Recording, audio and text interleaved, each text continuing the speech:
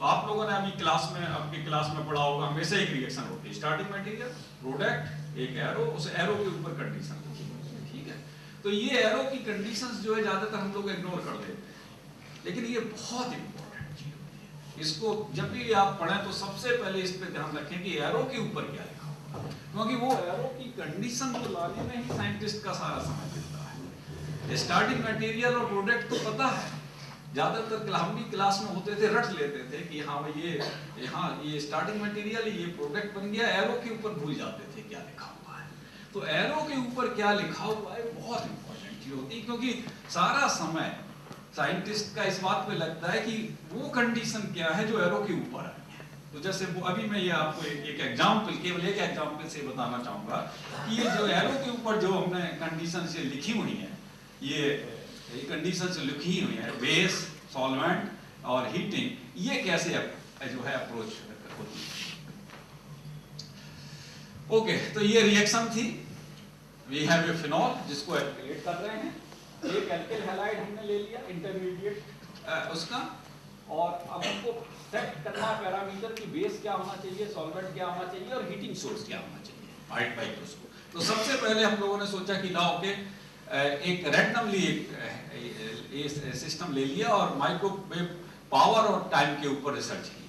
तो same reaction किया, different microwave power, different time, like 360 watt, 600 watt, 800 watt and so on, और 30 seconds, 1 minute, and 1 minute is generally sufficient in microwave, so we don't go to more than 1 minute because reaction again get charred.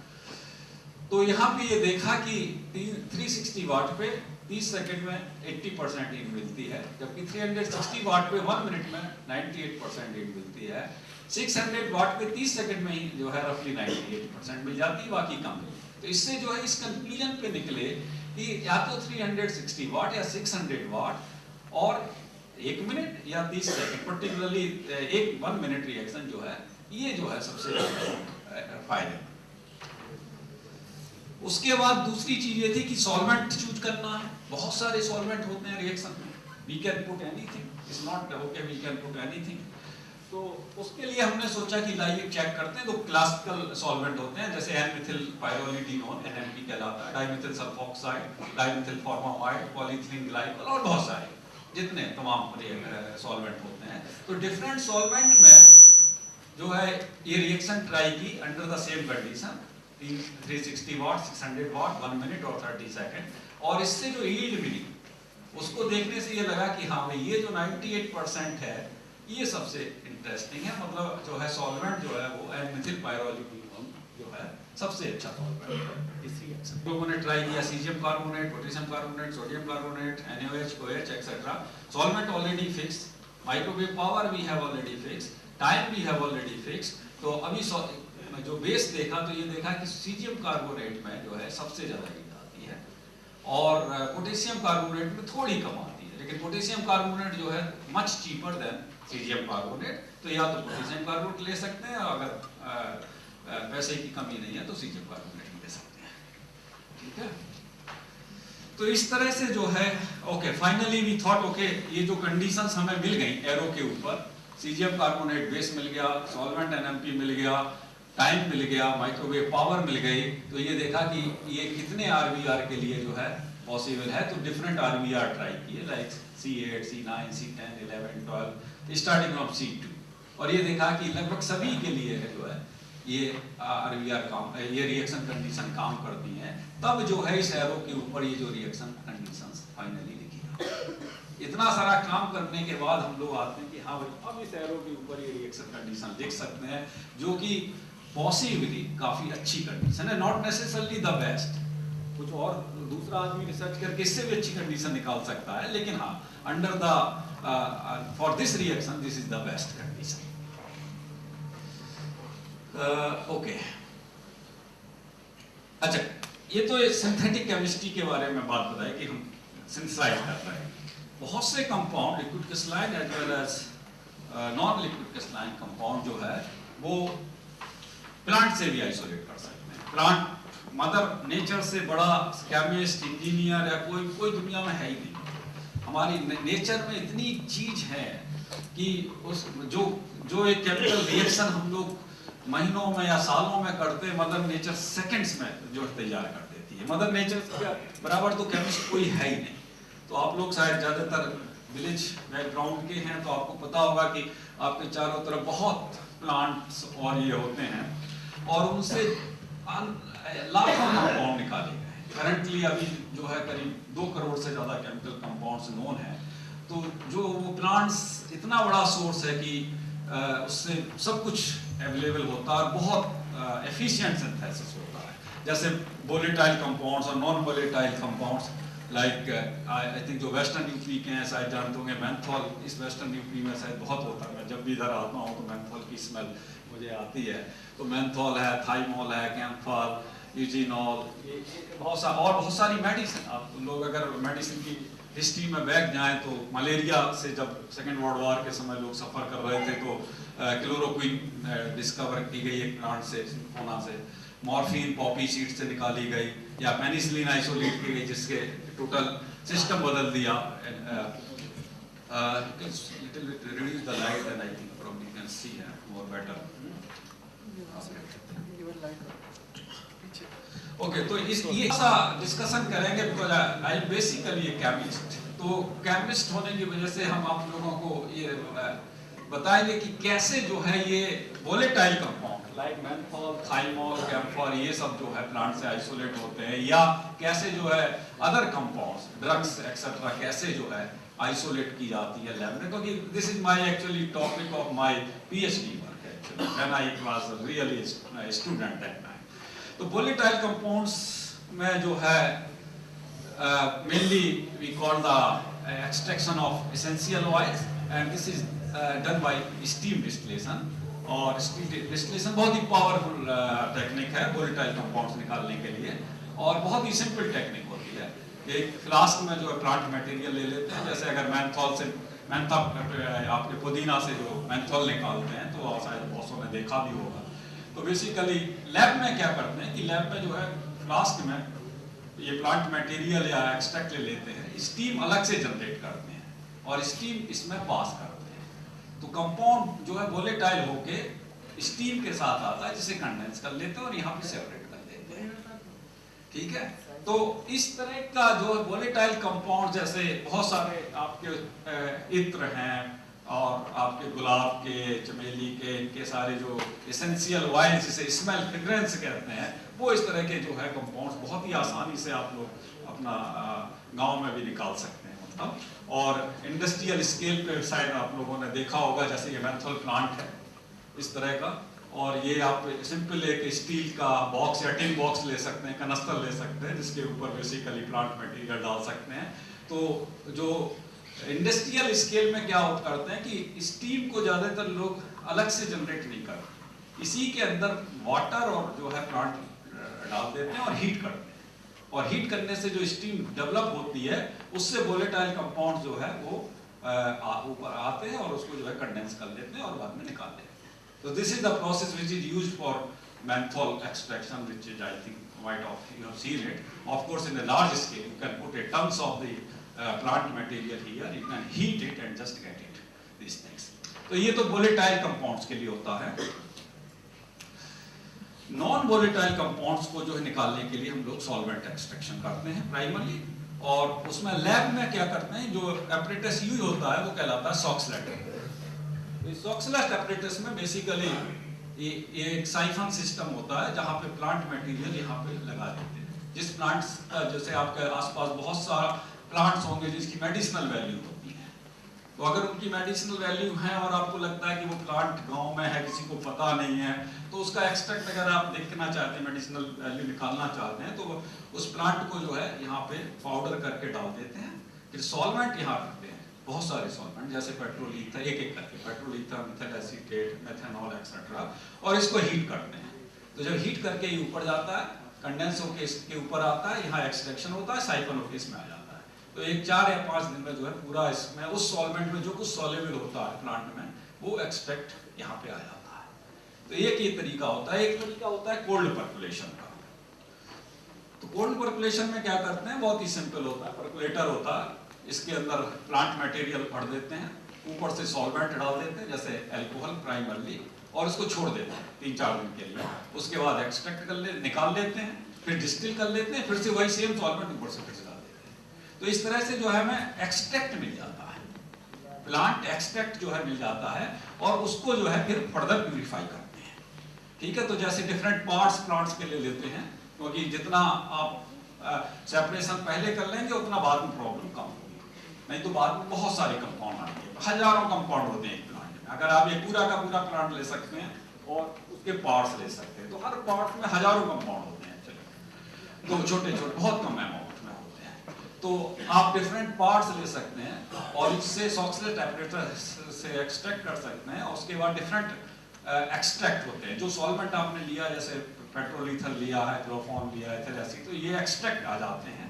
फिर इन extract को अगर आप, जो लोग जैसे medicine में है, ड्रग्स की रिसर्च कर रहे हैं, तो वो सबसे पहले जैसे CDRI वगैरह में है, जैसे हम लोग, तो सबसे पहले जो है इन एक्सट्रैक्ट्स की बायोलॉजिकल एक्टिविटी चेक करते हैं कि किस पार्ट में बायोलॉजिकल एक्टिविटी है। जैसे मान लीजिए आपने करेले का लिया, पता है कि ये डायबिटीज में काम आता है, तो उसके जो है डिफरेंट एक्सट्रैक्ट ले लिए, और उस एक्सट्रैक्ट में सबसे पहले ये चेक करते हैं कि किस पार्ट में जो है एंटी डायबिटिक प्रॉपर्टी है, उसको जो है फिर एनालाइज करते हैं कि उसमें कौन से कंपाउंड है। एकेडमिक लाइन में क्या होता है कि चूंकि हमारा एकेडमिक लाइन में ये इंटरेस्ट ज्यादा होता है कि नए कंपाउंड कितने हैं, तो वो पूरे के पूरे जो है डायरेक्ट हर को एज सच जो है बिना स्क्रीनिंग किए जो है उसका आइसोलेशन और कैरेक्टराइजेशन शुरू कर देते हैं। तो कैसे आइसोलेट करते हैं, उसमें जो मेन एक चीज होती है वो होती है,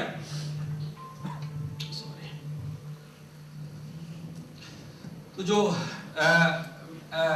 मेन मेथड है वो है क्रोमेटोग्राफी। तो chromatography is a technique for the separation of mixtures basically. ये एनालिटिकल भी हो सकती है और प्रोडक्टिव भी हो सकती है। एनालिटिकल मतलब just to check what is there, और we can also use to isolate the compound. ठीक है, तो इसमें बेसिकली दो फेस होते हैं, स्टेशनरी फेस और मोबाइल फेस।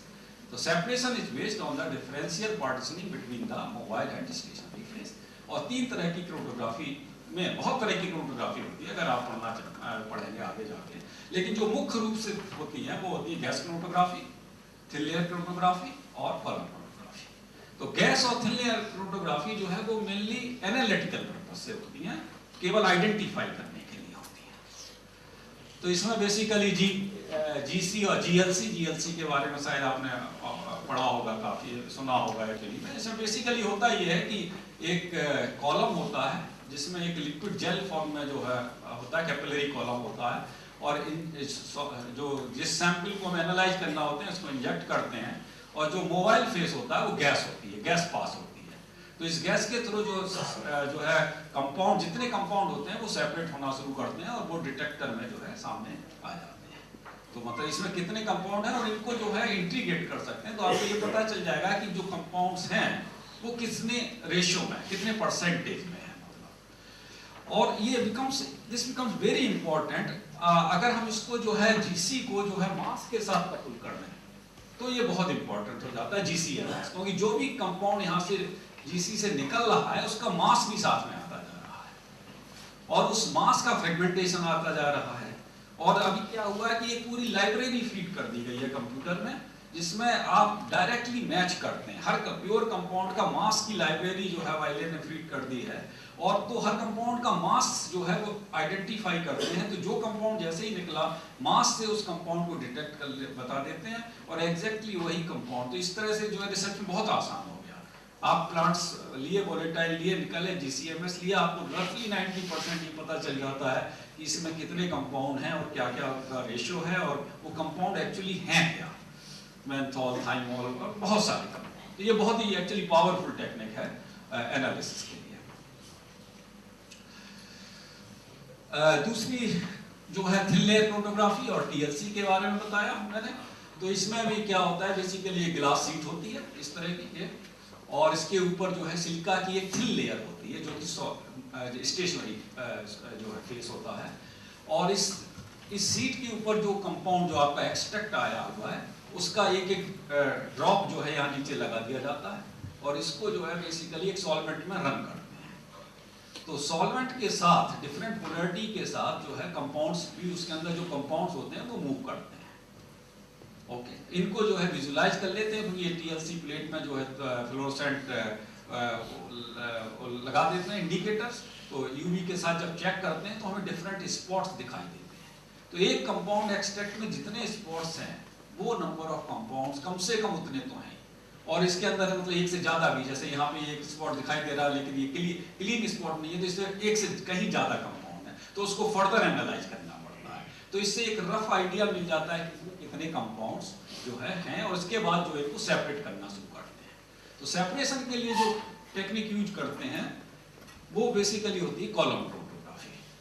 तो कॉलम क्रोमेटोग्राफी में बेसिकली एक कॉलम होता है, ठीक है, यहाँ पे एडजॉर्मेंट होता है, जनरली सिलिका जेल, उसके ऊपर जो हम अपना एक्सट्रैक्ट लगा देते हैं, उसके ऊपर डिफरेंट पोलरिटी के सॉल्वेंट शुरू करते हैं, जैसे petrol ether, ethyl acetate etcetera, और स्टार्ट करते हैं EDT होता है, HPLC कॉलम होता है, इंजेक्ट करते हैं, हाई प्रेशर के साथ जो है लिक्विड डालते हैं, लिक्विड डालने के बाद डिटेक्टर जो है इसमें जो है या तो UV होता है या रिफ्रैक्शन इंडेक्स होता है, तो कंप्यूटर मॉनिटराइज होता है। तो जैसे मान लीजिए ये आपने एक्सट्रैक्ट डाला, जैसे ही आपको इसमें ये पता चला सिंगल कंपाउंड आ रहा है, आप उसे आइसोलेट कर लीजिए और वो जो है डिफरेंट फर्दर कैरेक्टराइजेशन के लिए रेडी होता है।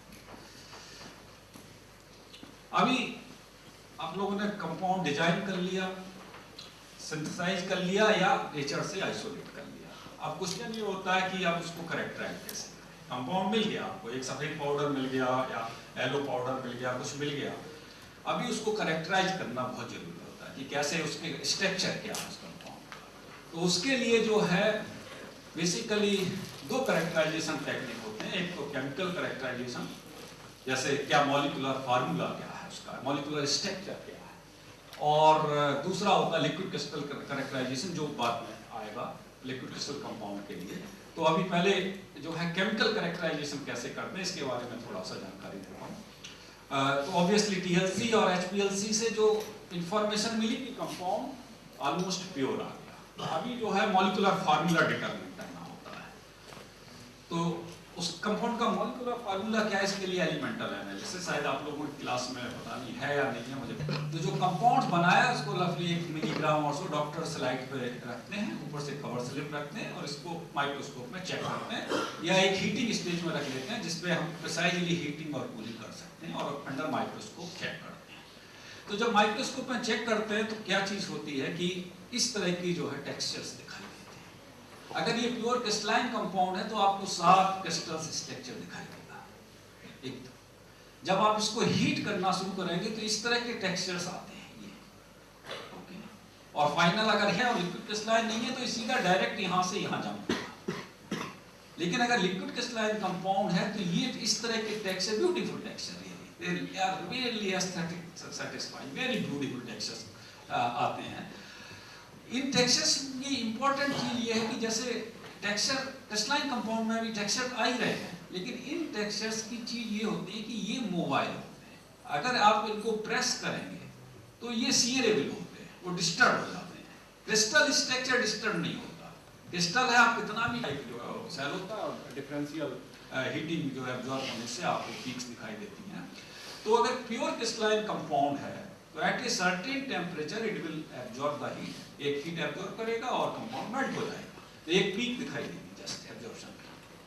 लेकिन अगर लिक्विड क्रिस्टलाइन कंपाउंड है तो पहले क्रिस्टल जो है हीट एब्जॉर्ब करता है और एक पीक आती है, फिर फर्दर हीटिंग अगर करते चले जाएंगे तो दूसरी पीक आती है। तो इस जगह आके कंपाउंड वास्तव में आइसोट्रोपिक लिक्विड में आता है। तो ये जो स्टेज है ये जो है मेल्टिंग पॉइंट कहलाता है, ये आइसोट्रोपिक पैक हुए वो मॉलिक्यूल। तो एक्सरे के बारे में आप जानते हैं, सिंपल बेसिकली एक्सरे सोर्स होता है, मल्टीमीटर होता है, सैंपल यहाँ रखते हैं। Basic principle is Bragg law, which I think still I think may not be in your class, is based on n lambda is equal to 2d sin theta, जहाँ पे हमें लैम्डा पता होता है, sin थीटा जो है basically लिए हुए हैं, इन्हें न्यूमेटिक फेज कहते हैं। या ओरिएंटेशनल ऑर्डर और पोजिशनल ऑर्डर दोनों हैं डिफरेंट, ये सिमेट्रिक फेज कहलाते हैं। Different symmetric phase, how molecules orthogonal, tilted, television and so okay. तो जो सेल यूज होता है वो बेसिकली इस तरह का सेल होता है, जैसे आप जो ये देख रहे हैं, तो इसमें बेसिकली एक सेल मतलब 2 प्लेट्स के बीच में, ग्लास प्लेट्स के बीच में जो है लिक्विड क्रिस्टल हो रहा होता है। तो ये जो सैंडविच सेल कहलाता है, क्योंकि लिक्विड क्रिस्टल सैंडविच होता है टू आइडेंटिकल स्ट्रक्चर के बीच में, और इनको ट्विस्टेड न्यूमेटिक कहते हैं, टीएन डिस्प्ले कहते हैं। अगर ट्विस्टेड न्यूमेटिक इसलिए कहलाते हैं कि मॉलिक्यूल्स जो है इसमें वो ट्विस्टेड होते हैं और फेस न्यूमेटिक होता है, इसलिए इनको टीएन डिस्प्ले कहते हैं, ट्विस्टेड न्यूमेटिक डिस्प्ले कहते हैं। यूज क्या करते हैं, ग्लास प्लेट होता है जिसके ऊपर एक पोलराइजर एक तरफ लगा होता है और एक आईटीओ की इंडियम टिन ऑक्साइड की प्लेट थिन लेयर होती है जो कि बेसिकली इलेक्ट्रिसिटी या फील्ड अप्लाई करने के लिए होती है, और पॉलीअमाइड की एक लेयर होती है जिसमें लिक्विड क्रिस्टल को अलाइन किया जाता है और इसके बीच में फिर लिक्विड क्रिस्टल जो है बीच में लगा के सैंडविच कर दिया जाता है। मॉलिक्यूल्स या तो ऐसे हैं या ऐसे हैं, ठीक है।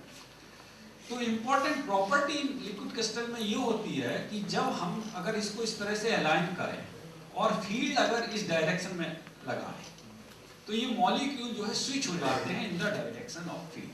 अगर मॉलिक्यूल इस तरह से हैं तो जो है वो इस डायरेक्शन में जो है स्विच होता है, ये मेन स्विचिंग प्रॉपर्टी होती है। तो रियल सेल जो स्ट्रक्चर होता है वो ये होता है, इस तरह से होता है real cell structure.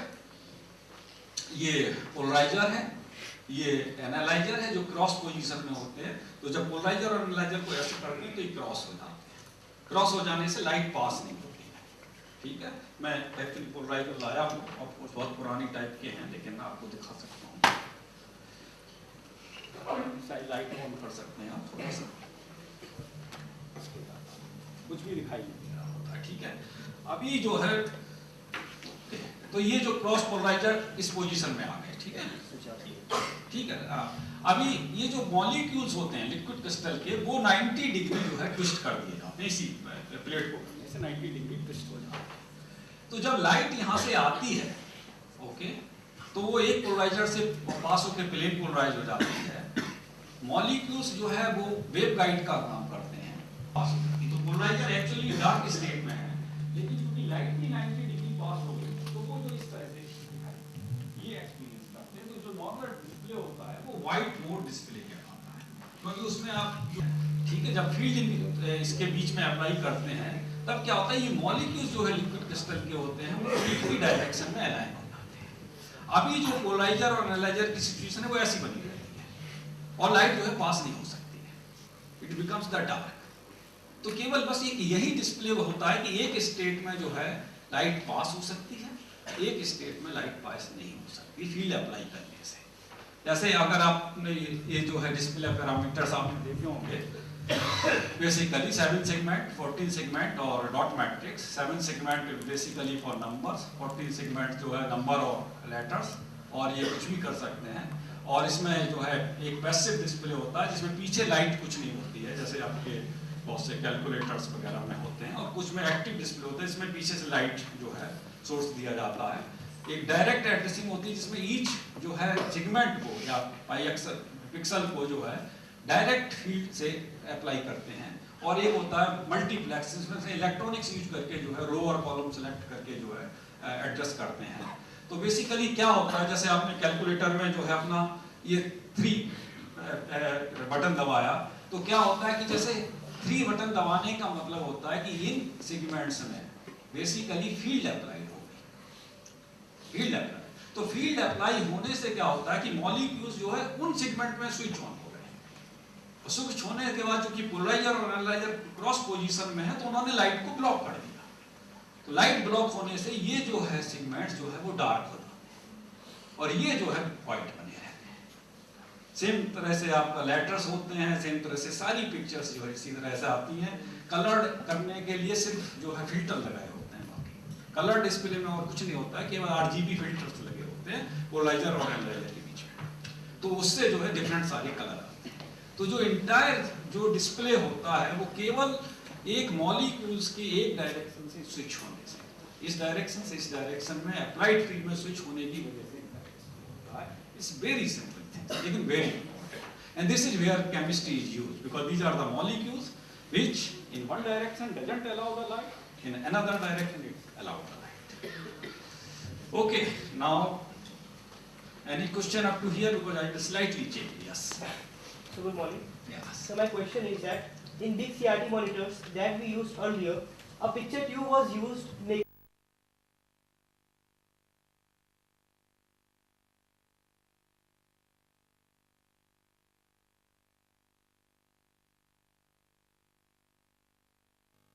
I think mostly LCD television. People just make fool by saying that is a fully LEDs or something. What they do it basically provide the light from the LCD, either from each pixel or from the side, to increase the contrast ratio. Okay, so they are essentially the LCD television supported by LED light. That's why they call LCD LED, but they are not really LED. Actually, because in pure LED television, the pixel is made of LED. So there is no LCD. Their light is coming because of light emitting diode, actually, which is still, I think, it has come commercially, but I think in India probably, I'm not sure whether it has come or not. It has come outside. But whatever is available in India is currently LCD LED, where the switching is taking place LCD, lighting to improve the contrast ratio is coming from LED. So the main difference, this one, in CRT, the power consumption and the weight and the volume, yes, this was very heavy. Now you have a full layer of 5 micron. What you need is only 5 micron. Means it, LCD looks maybe this thick, but the real cell is only 5 micron. The cell gap is only 5 micron. That's all, nothing else. Yeah. So this is the main thing. Any other question up to here? No. Yes, sir. Sir, can you please tell what actually polarizer and analyzer are? These are the basically different chemicals put on the cells which polarize the light. So light, you know, having all directions. So if you polarize in one direction only, by some chemical treatment or something, then it becomes polarized. So in this light, this polarizer or something, some chemicals are put here which polarize the light in only one direction. So it becomes plain polarized light. So all other components of the light are blocked and only one component is going. So it's basically going only one direction. So if it's going in this direction and if it is in cross position, this is not allowing it, that light.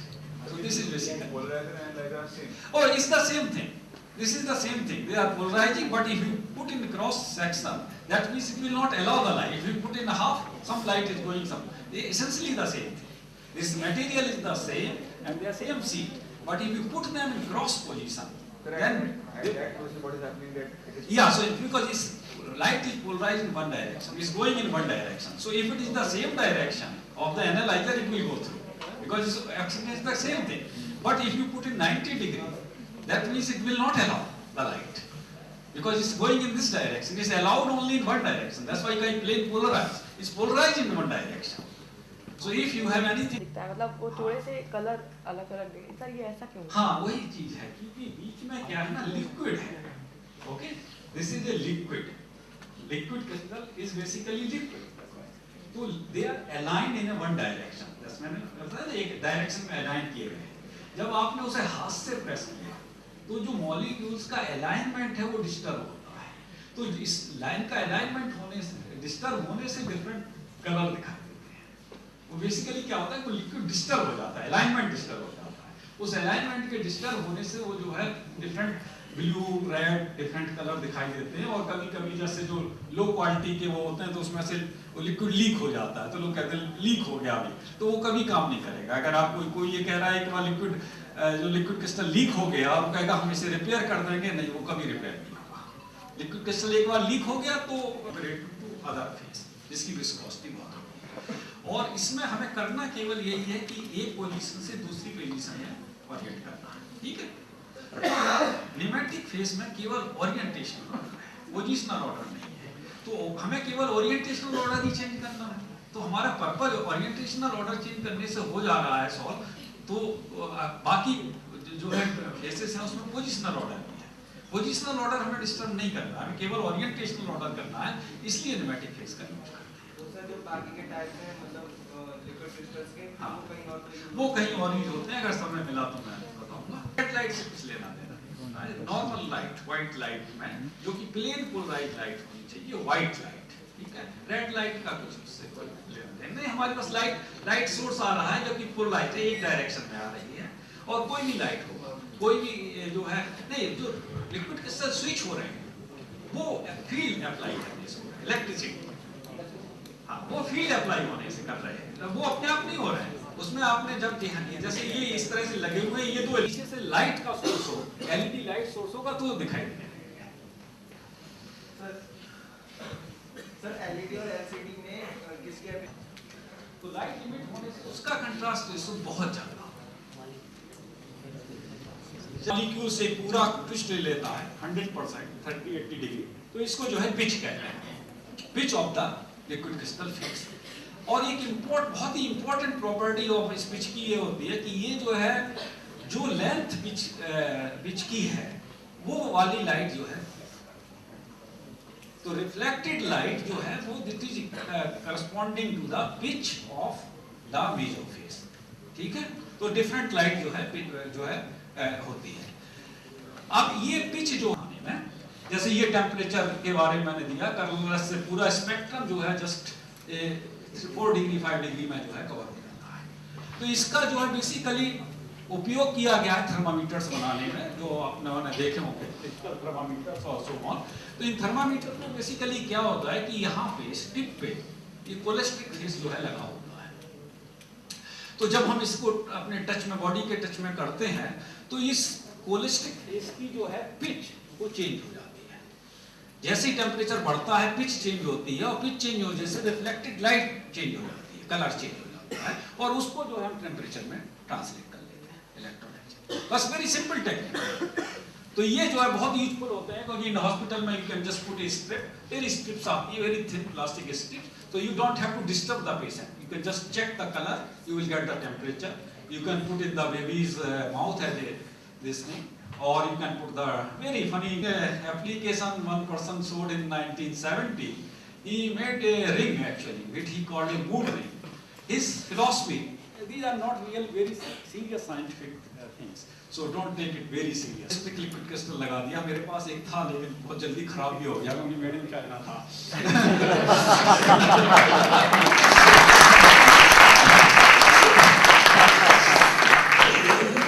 तो उसमें क्या था कि जैसे उसका कहना था कि अगर ये वायलेट ब्लू है तो आप हैप्पी हैं, ये सोप मॉलिक्यूल्स हैं जिसमें एक पोलर पार्ट होता है, एक नॉन पोलर पार्ट होता है, तो ये माइसेल्स में होते हैं, माइसेल्स सेल ऑर्गेनाइज करते हैं। तो ये बहुत इंपॉर्टेंट है, like our cell membrane, phospholipid जो है इसमें सेल मेम्ब्रेन में होते हैं। अगर ये नहीं हो तो लाइफ ही ना हो। लिक्विड क्रिस्टल अगर सेल ऑर्गेनाइजेशन सेल मेम्ब्रेन में ना हो तो लाइफ, कोई सी लाइफ नहीं होगी, फॉरगेट। तो इसका सबसे इंपॉर्टेंट चीज ये होती है कि ये डीएनए जो हमारी बॉडी में DNA which is the engine of life actually.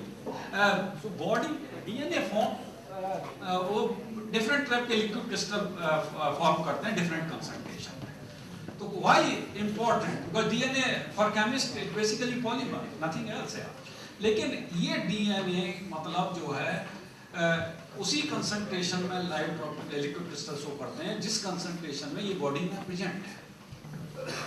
बहुत सारी ड्रग्स आजकल जो है वो लिक्विड क्रिस्टल फॉर्म में आ रही है, पर्टिकुलरली एंटी कैंसर फॉर्म, और ये देखा गया कि अगर आप उनको लिक्विड क्रिस्टल फॉर्म में लेंगे तो जो है वो ज़्यादा लेस टॉक्सिक होती हैं और मोर इफेक्टिव होती हैं दैन इन नीट फॉर्म। आपने बुलेट प्रूफ जैकेट्स भी सुना होगा, इसकी स्ट्रेंथ बढ़ जाती है और उसकी वजह से ये बुलेट प्रूफ जैकेट्स में यूज होते हैं। सो discotic liquid crystal is my main topic, but I think I don't have time, so I have to close it somewhere. Okay, so I think I can't tell you much about the discotics, and I can tell you about something nano. Recently what we thought, these liquid crystals property, whether display properties or other semiconducting properties, those things can be improved by putting some nanomaterials. This is again our work. Actually, we are the first one in the world to tell that if you put some small nanoparticles, then we can improve the properties. So what we thought that okay, different type of zero-dimensional, one-dimensional, two-dimensional nanoparticles, उनको अगर liquid crystal में डालेंगे तो उनकी property, switching property और भी semiconducting property, बहुत सी property जो है चेंज कर जाती हैं।